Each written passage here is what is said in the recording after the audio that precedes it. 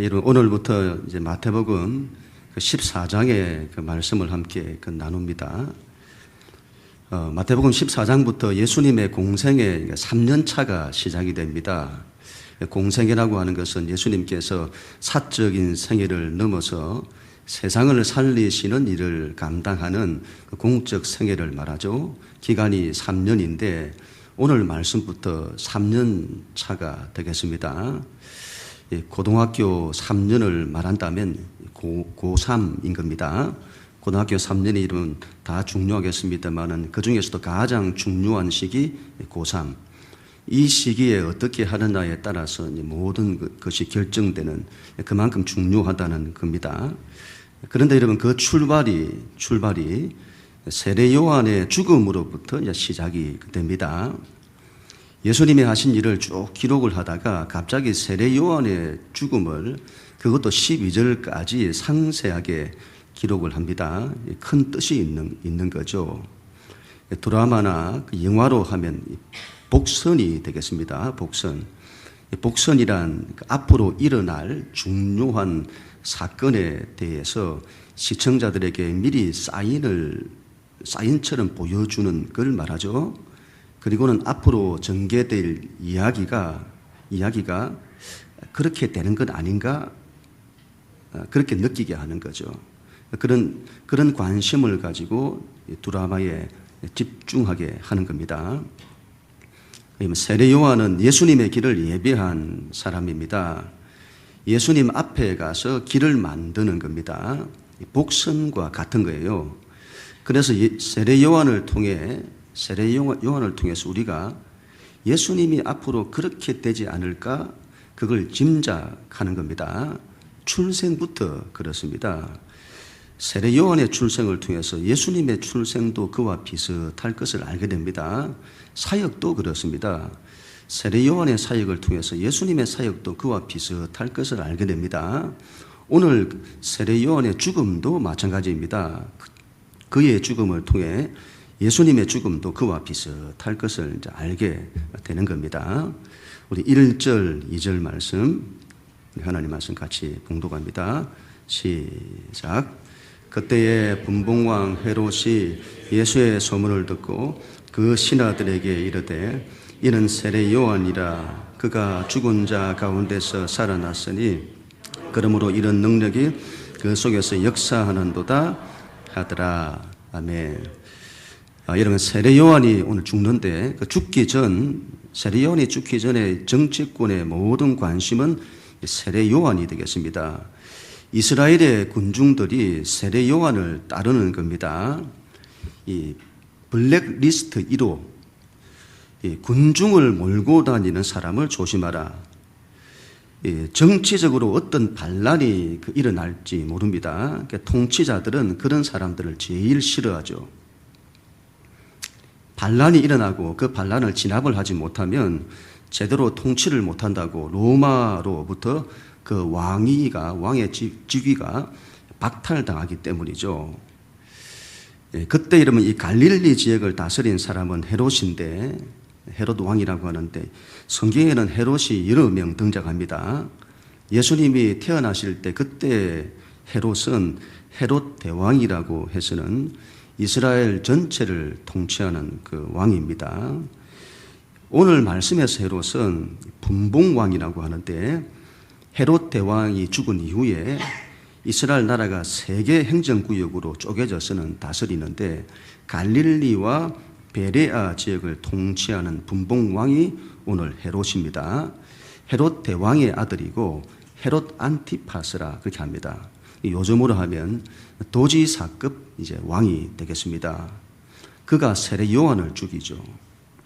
어떻게 죽였는지는 뒤에서 우리가 나누도록 하고, 이 세례 요한을 죽이고 난 이후에 정치적인 문제가 해결될 줄 알았습니다. 그런데 예수라는 사람이 등장한 겁니다.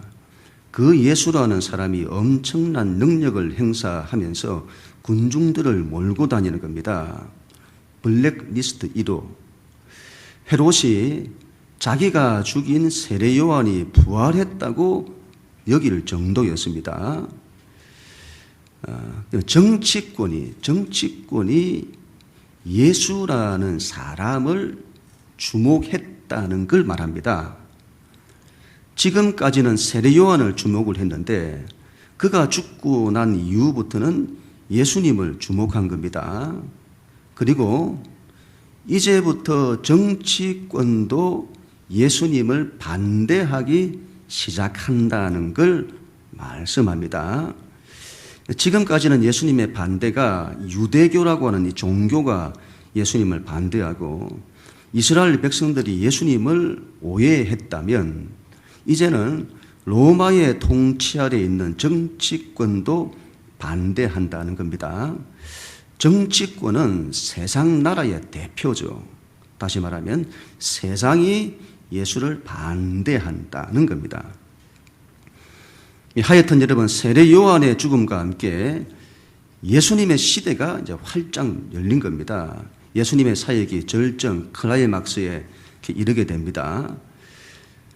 이 세례 요한이라고 하는 사람은 예수님의 길을 예비한 사람입니다. 그게 그의 사명이죠. 자기 뒤에 오는 분을 위해서 길을 닦는 겁니다.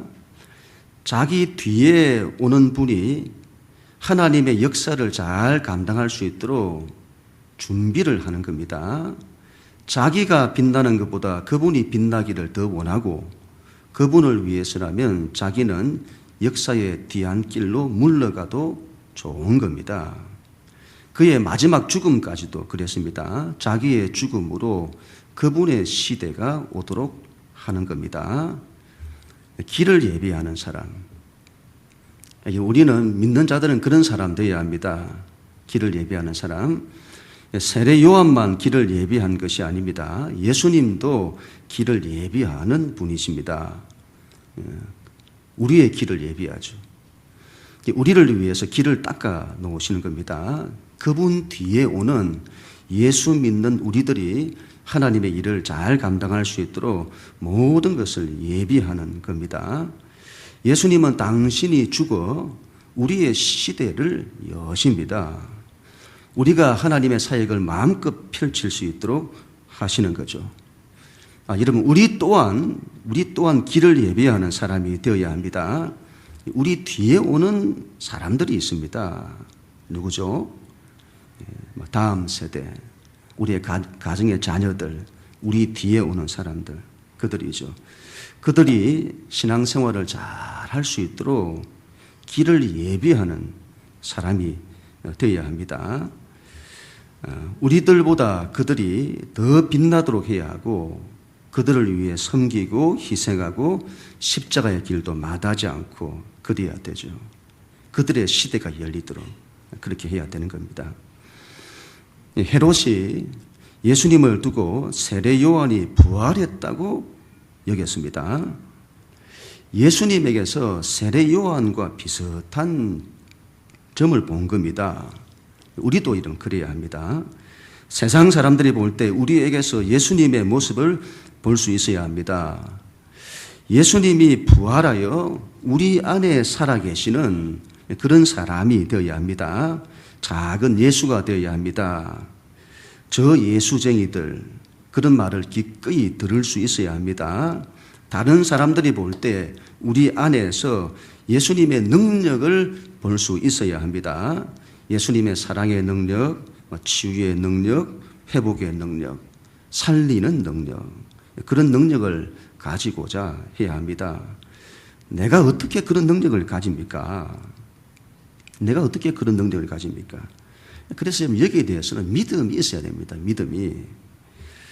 하나님은 여러분 우리에게 늘 할 수 있다고 말씀을 하세요. 그런데 우리가 못한다고 합니다.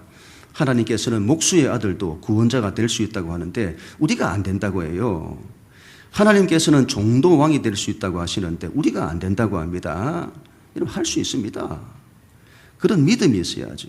예수님의 마인드, 킹십이라고 하는데 왕의 마인드죠. 그 왕은 종입니다. 그래서 사랑하고 섬기고 희생하고 살리고 그런 마인드, 그런 걸 가져야죠. 지금은요 우리의 시대입니다. 예수 믿는 그분의 뒤를 따르는 우리의 시대. 우리를 통해 하나님의 역사가 펼쳐지는 시대입니다. 예수님의 마인드를 가지고 한 시대를 감당하는 그런 사람이 되려고 해야 합니다. 세계적으로 그 유명한 그 인터넷 결제 서비스 회사죠. 이 페이팔이라고 하는 이 회사의 공동 창업자인 그 레버친이라는 사람의 기사가 나왔더군요. 이 우크라이나 출신이고 체르노빌 폭발 사고 이후에 그 미국으로 이민을 갔는데 그 미국에서 배운 교육이 지금의 자기를 있게 했다고 합니다. 이런 게 타이틀로 기록이 되어 있어요. 내가 시장을 바꿀 수 있다는 자신감, 자본주의 시장, 그 시장을 바꿀 수 있다는 자신감, 그런 걸 배웠다는 겁니다. 우리는 생각을 하죠. 내가 어떻게 그런 일을 하냐, 내가 어떻게 시장을 바꿀 수 있냐, 안 된다고 합니다. 그런데 그런 걸 할 수 있다는 자신감을 배웠대요. 이런 사람들이. 세상도 그렇게 합니다. 하물며 우리 믿는 자는 여러분 더 해야 합니다. 예수 안에 있는 자들은 세상을 바꿀 수 있다는 믿음을 가져야 합니다. 우리 예수님은 온 세상을 구원한다는, 온 세상을 살린다는 믿음으로 사셨습니다. 우리도 여러분 그런 마인드를 가져야죠. 세상 사람들은 여러분 낙관해야 한다, 낙관해야 된다, 그런 걸 말하죠. 그런 낙관과는 다른 겁니다. 어느 목사님이 이런 말씀을 하시더군요. 지옥에 갔는데 여긴 천국이다, 여긴 천국이다, 그렇게 말한대요. 그런 낙관적인 생각이 지옥을 천국으로 만들지 못한다는 겁니다. 그런 거 말고 하나님께 대한 신뢰, 하나님께 대한 믿음을 말하는 거죠. 그 믿음 가지고 사람들을 섬기고 고치고 회복하고 희생하고 살리고 세상을 바꿀 수 있다는, 가정을 바꿀 수 있다는, 인생을 바꿀 수 있다는 거기에 대한 믿음이 있어야죠. 이러면 할 수 있습니다. 할 수 있습니다. 믿는 자에게 능치 못할 일이 어디 있습니까? 하나님 하시면 다 되는 겁니다. 그런 믿음을 가져야 될 줄로 믿습니다. 3절부터 5절 같이 읽습니다. 시작. 전에 헤롯이 그 동생 빌립의 아내 헤로디아의 일로 요한을 잡아 결박하여 옥에 가두었으니 이는 요한이 헤롯에게 말하되 당신이 그 여자를 차지한 것이 옳지 않다 하였음이라.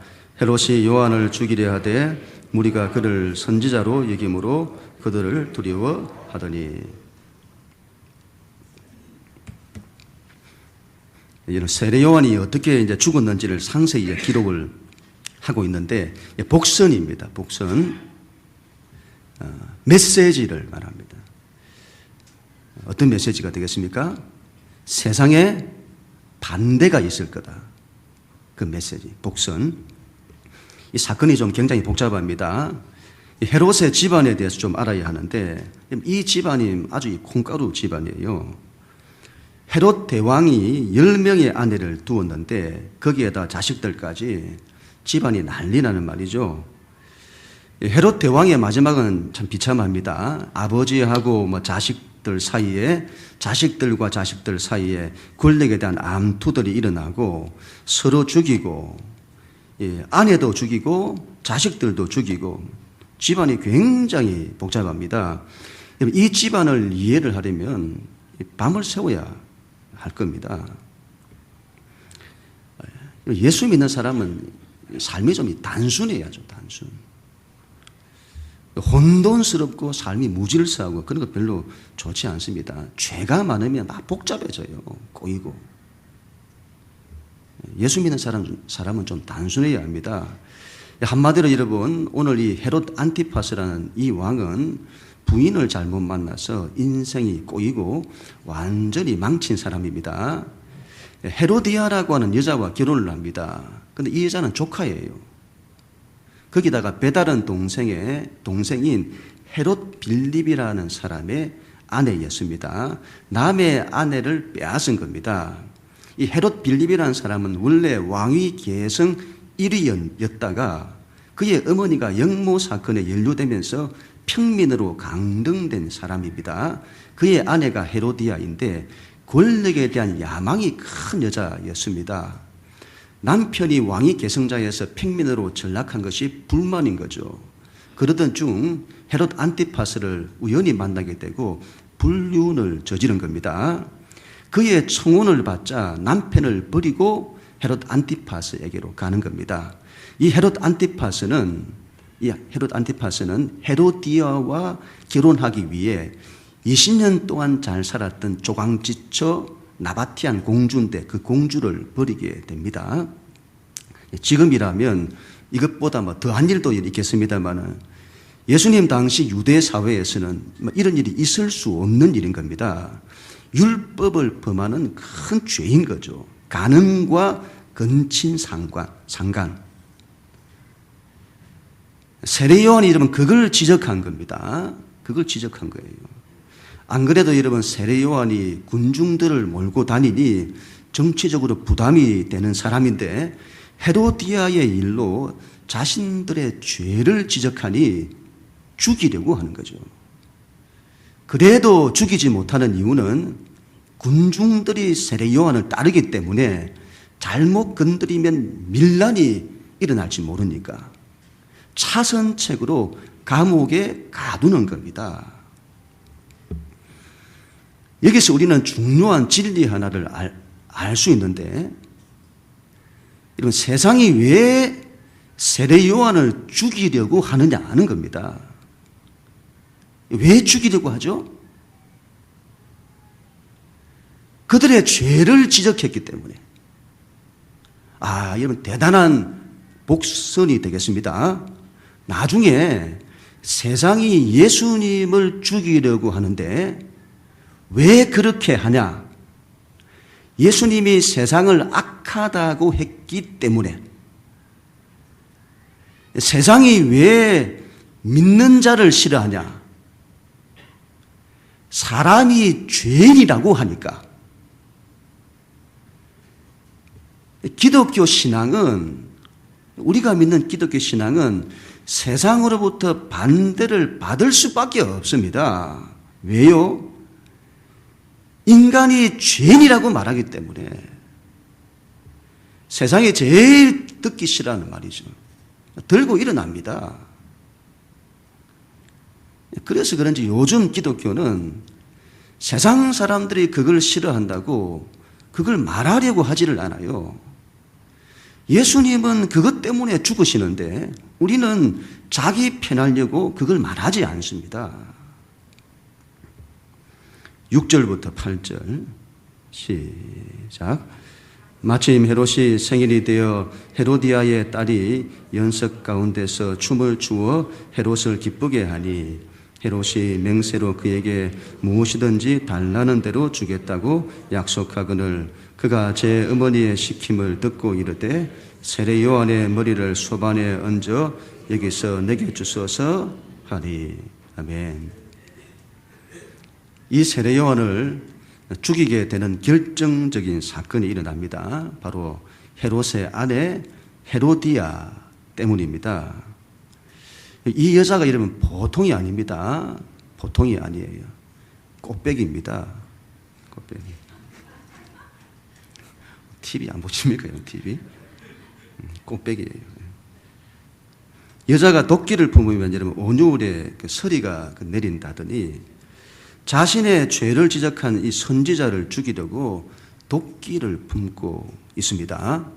남편의 생일에 한바탕 축제가 벌어졌는데 전 남편의 딸 살로메라고 하죠. 딸을 춤을 추게 합니다. 헤롯이 그걸 보고는 너무 흥에 겨워가지고 감정이 그냥 오버된 거예요. 맹세를 한 겁니다. 원하는 게 뭐냐? 다 해주겠다. 옆에 있는 사람들이 다 들은 거죠.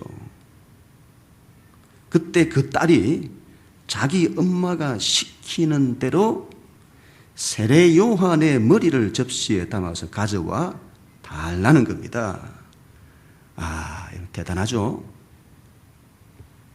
여기서 망고불변의 진리 하나를 또 깨닫는데, 여자가 독하다. 아무리 이제 미워도 그렇죠. 선지자의 목을 달라는 겁니다. 유대인들은 여러분 자기 몸을 자해하거나 함부로 다루지를 않습니다. 왜냐하면 하나님이 주신 몸이기 때문에 소중하게 여겨요. 몸에 문신 같은 거 안 합니다. 그래서 사형을 집행할 때도 신체를 손상시키는 그런 방법을 잘 사용하지 않는다는 겁니다.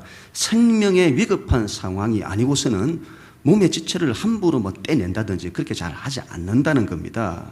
그런데 목을 잘라서 달라는 겁니다. 목을 잘라서. 세례 요한을 비참하게 죽여버리겠다는 겁니다. 왜요? 왜 그렇죠, 여러분?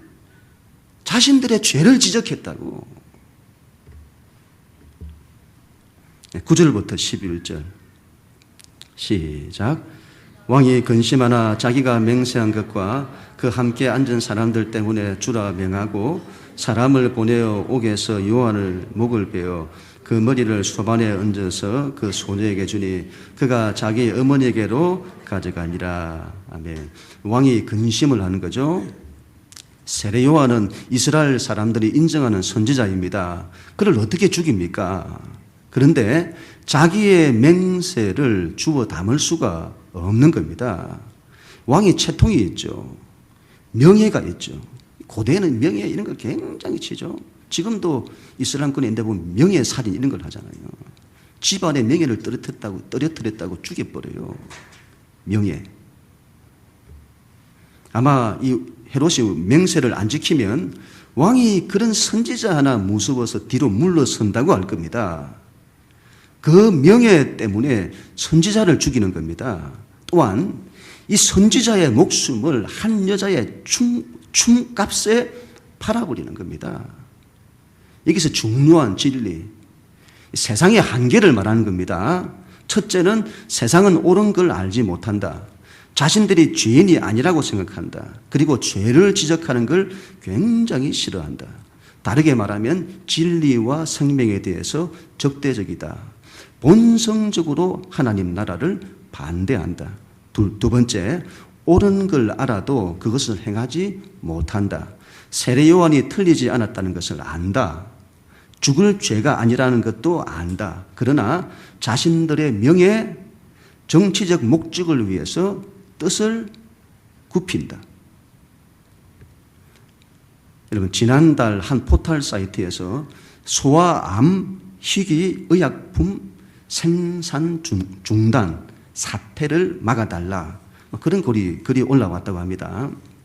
자, 신문에서 이걸 봤는데 신경모세포종이라는 소아암이 있는데 그 치료제인 방사성 의약품 생산을 중단하기로 결정을 했대요.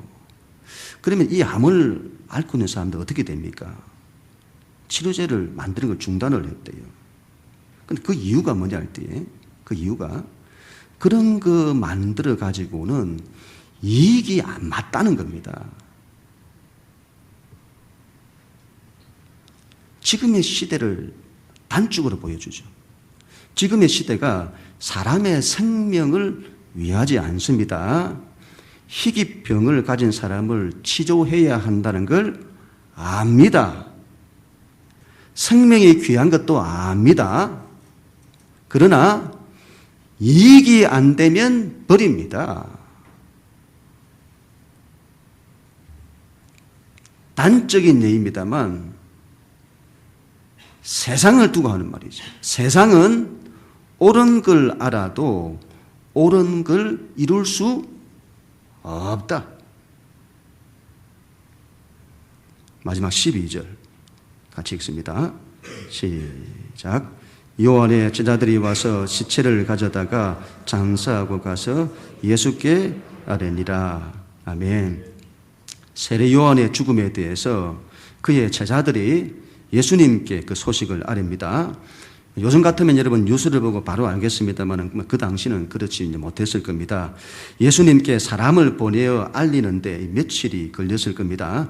그렇게 해서라도 그 소식을 알려야 할 정도로 세례 요한과 예수님이 깊은 관계를 가지고 있었음을 알 수가 있습니다. 아니면 예수님께 위험을 알리는 겁니다. 위험을.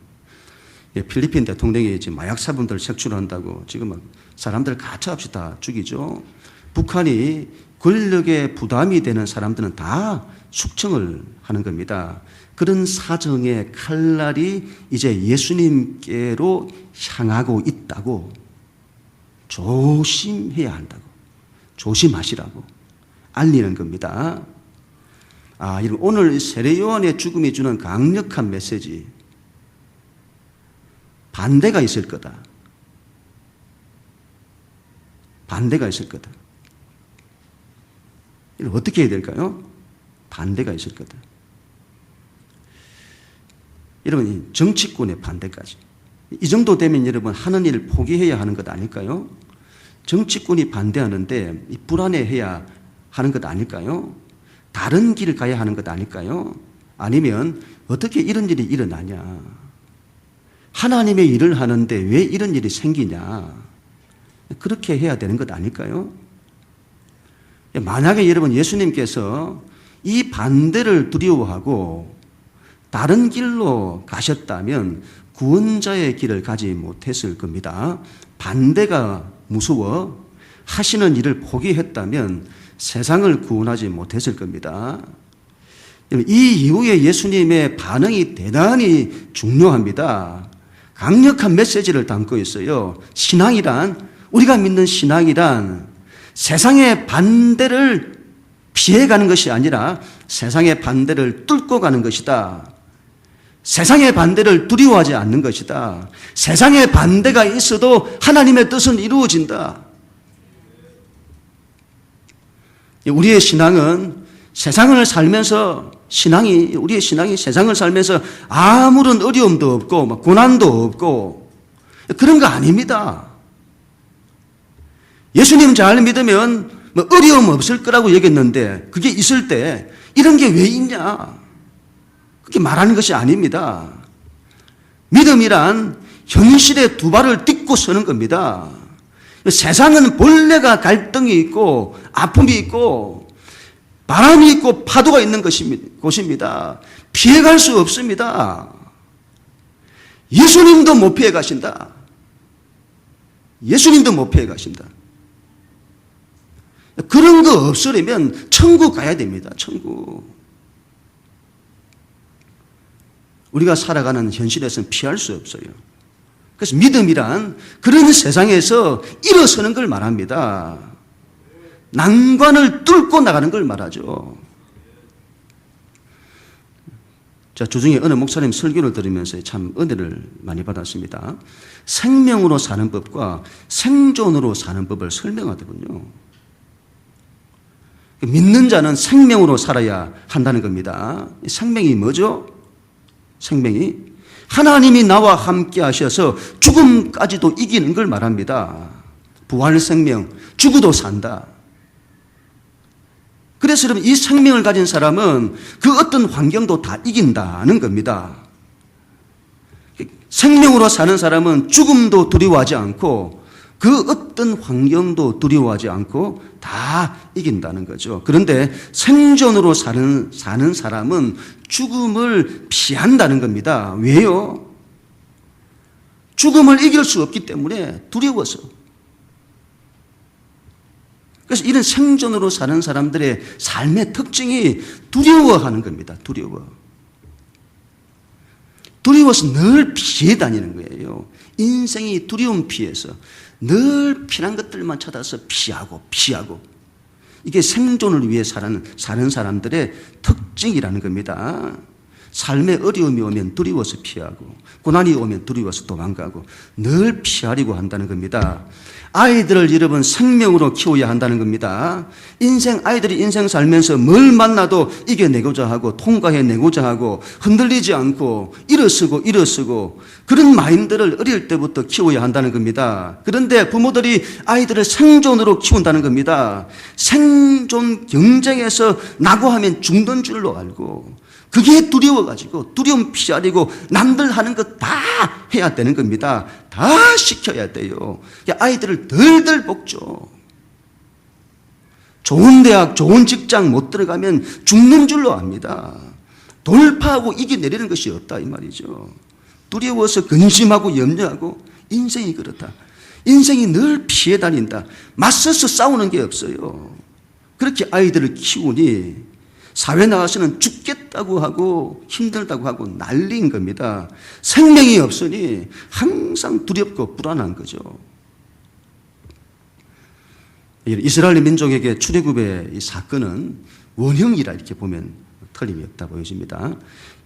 이스라엘 역사 대대로 그들이 기억하고 신앙은 이런 것이다 하는 것을 알게 하는 원리요 패턴이 되겠습니다.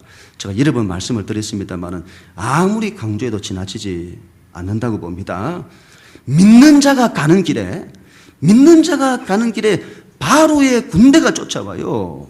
죽이려고 합니다. 그때 이스라엘 백성이 보인 반응은 두려움. 두려워서는 갈팡질팡 우왕좌왕 어찌할 바를 모르고 모세를 원망하고 막 난리가 났어요. 이런 게 없어야 하는데 믿는 자가 가는 길에 이런 게 없어야 하는데 왜 이게 있냐고 하면서 원망하고 불평하고 그때 하나님 말씀이 임하죠.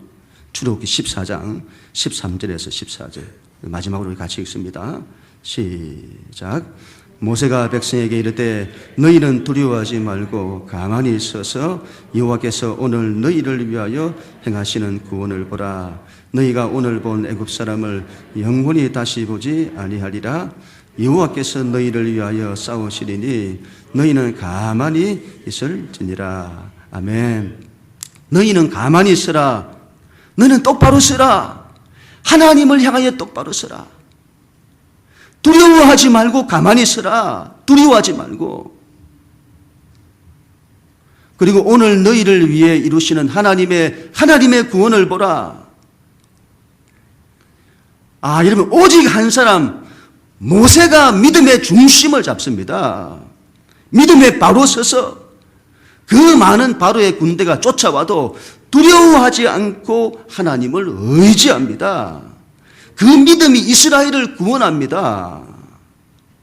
하나님의 말씀 붙들고 믿음으로 나아가니 바로의 군대가 어찌하지 못합니다. 저쪽이 이쪽을 가까이 하지를 못해요.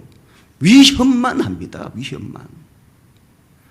그런데 믿음이 없으면요 죽는 줄 알고 다 넘어지는 겁니다. 믿음.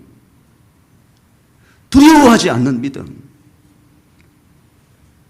처음에는 이런 게 왜 있냐고, 왜 바로의 군대가 쫓아오냐고 싶었는데 뒤에 가서 보니까 하나님의 더 큰 영광이 나타납니다.